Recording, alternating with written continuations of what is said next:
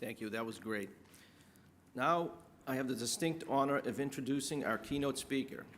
Born and raised in the city of Boston and has lived all over the world and is an established leader in our community. He serves as the chairman of the board at the Massachusetts Convention Center Authority and is a trustee at Fisher College. A respected executive in the global wine and spirits industry. He is currently the managing director of international at Tito's Handmade Vodka, where he has led the worldwide expansion of this well-known brand. He is the prior chief operating officer of the Patron Spirits Company, where he led the transformation from a little-known brand to the 9th most popular brand in the world. He began his career at Joseph E. Seagram's & Son, where he spent 18 years in domestic and international sales and marketing. He is also involved in many local and global philanthropic endeavors. Now, with a reflection for Fisher College Class of 2021, please welcome John McDonnell.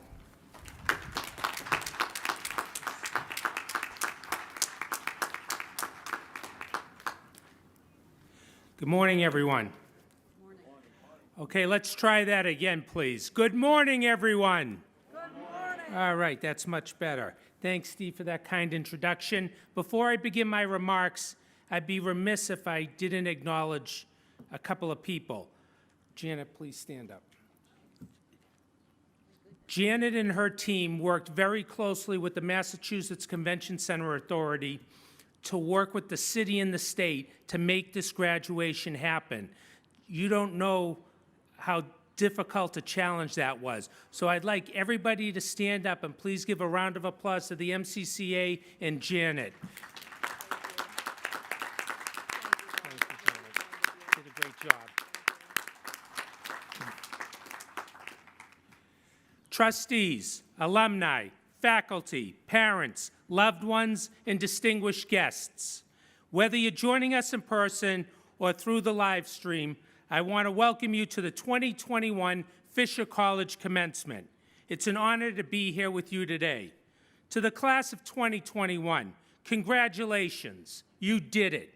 Over the past year, the world has thrown its worst at you, and you've responded with your best.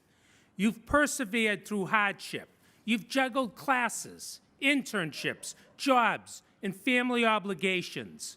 You've taken on one of the most difficult academic challenges during one of the most trying moments in recent memory, and you've succeeded. You should be tremendously proud. In any year, graduating with a master's degree or a GPS degree would be an accomplishment. This year, it's a triumph. So enjoy this moment, celebrate, raise a glass, and say a toast, and then get ready to face the many challenges that await. You're more than ready. Today, to help you chart your path forward, I'd like to share 3 things I've learned over the course of my career that I hope will guide you in yours. The first is a lesson about crisis, but it starts with a story about billboards. I spent the early part of my career working for Seagram Liquor Company. You might know some of their brands, Seagram Gin, Seagram 7 Crown. Around 1996, I was transferred to Taiwan to manage the company's operations in the country. Soon after I arrived, 2 big things happened. First, Asia got hit by a huge financial crisis and liquor sales cratered. And second, Seagram hired a new global president to head up its liquor division. And for the first stop on his get-to-know-you tour, he decided to visit Taiwan. The timing was not ideal, but there was nothing I could do. So my team and I developed a plan for surviving the downturn, which I presented to him when he arrived. All was going well until I said I wanted to slash the marketing budget. When he heard that, he hit the roof. The last thing you want to do, he said, we're in a crisis. Everybody's going to be pulling money out of marketing. You need to put even more into advertising. I was skeptical, but he was the boss. So we doubled down. We bought magazine space and airtime. Remember, this was 1996. There was no digital or social media. And we rented as many billboards as we possibly could. Seagram was everywhere, and our competitors were nowhere to be found. The results were astounding. When the crisis passed and spending power came back, sales exploded. Before the crisis, Seagram was losing $21 million a year in Taiwan. After, we were making $21 million a year. So what's the takeaway? It's not buy more billboards. When a crisis hits, people tend to run in the same direction, away from risk, toward the familiar. Don't immediately follow them. There's usually something missing. Opportunities are most common in places where most people aren't. If everyone is going right, look left. Often, you'll discover a chance to buy low on something great. Of course, sometimes you won't. Sometimes after assessing the situation, you'll realize the smartest thing to do is exactly what everyone else is doing. But more often, I've found the opposite. Not following the crowd during a crisis is a great way to discover unexpected opportunities. Can you pass my water?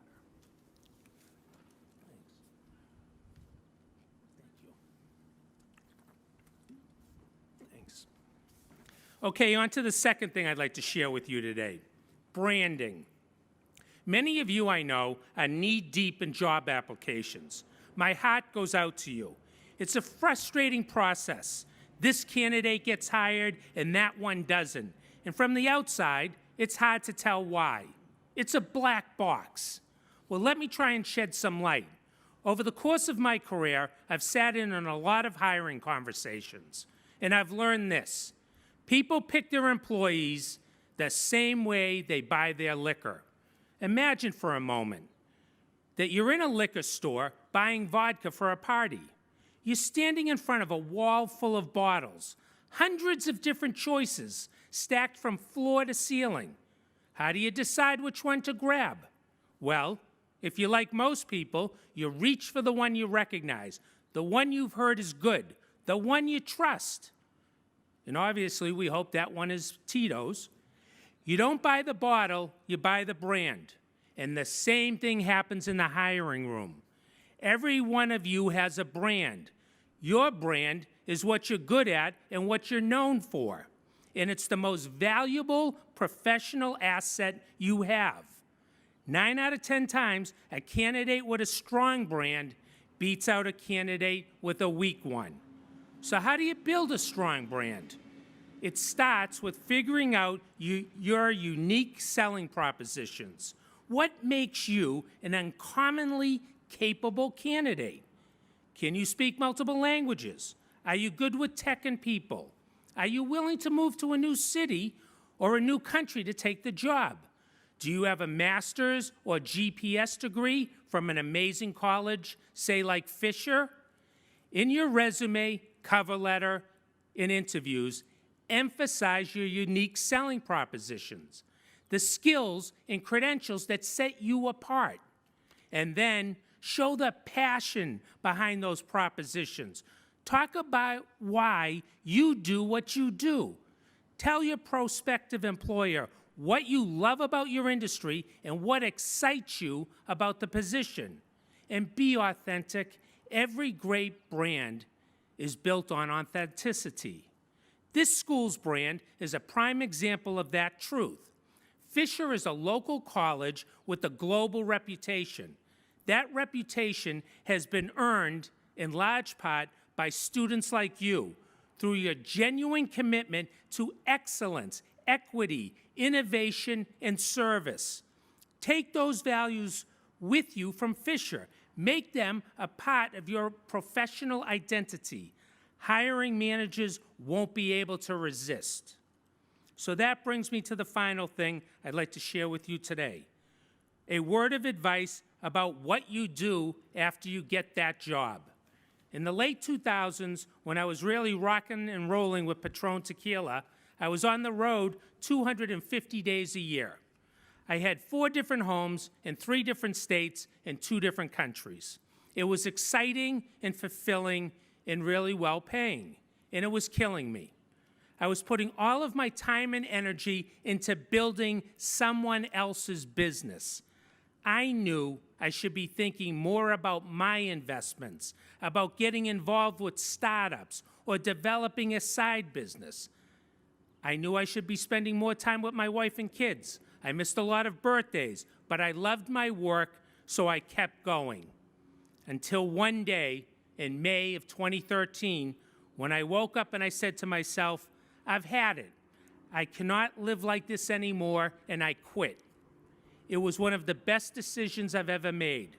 If you're good at what you do, at some point, your job will become a pie-eating contest.